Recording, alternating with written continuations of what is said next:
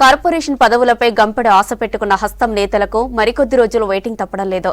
సంక్రాంతిలోపు పదవులిస్తాయని అనుకున్న ఆశావహులకు నిరాశ ఎదురైంది. పండుగ పోయే పదవులు ఇంకా రాకపాయనే టాక్ పార్టీ నేతల్లో వినిపిస్తోంది.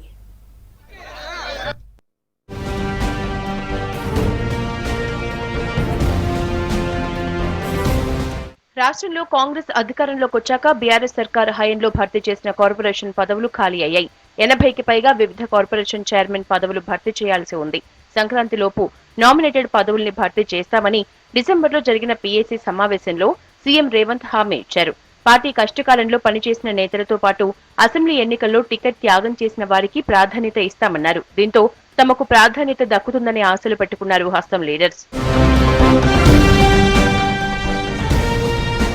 సంక్రాంతి పండుగ సందర్భంగా కార్పొరేషన్ పదవులు వస్తాయని ఆశావహులు అంచనాలు వేసుకున్నారు. సోషల్ ఈక్విషన్, సీనియారిటీ, సిన్సియారిటీలకు ఫస్ట్ లిస్ట్ లోనే చోటు దక్కుతుందని లీడర్స్ భావించారు.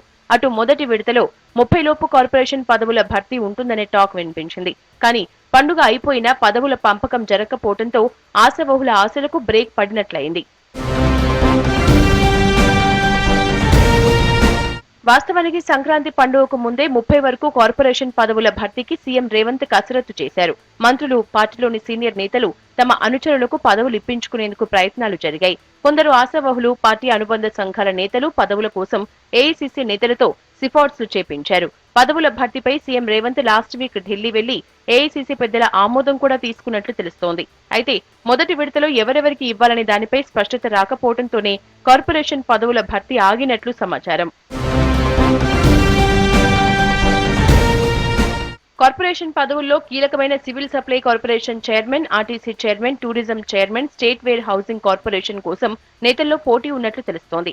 అటు agro seed corporation, state dairy development corporation, sports authority చైర్మన్లను దక్కించుకునేందుకు నేతలు తమ వంతు ప్రయత్నాలు చేస్తున్నట్లు సమాచారం. Food corporation, film development corporation, గిరిజన ఆర్థిక సహకార సంస్థ చైర్మన్, తెలంగాణ రాష్ట్ర పునరుత్పాదక శక్తి అభివృద్ధి సంస్థ చైర్మన్ కోసం నేతల్లో పోటీ నెలకొంది.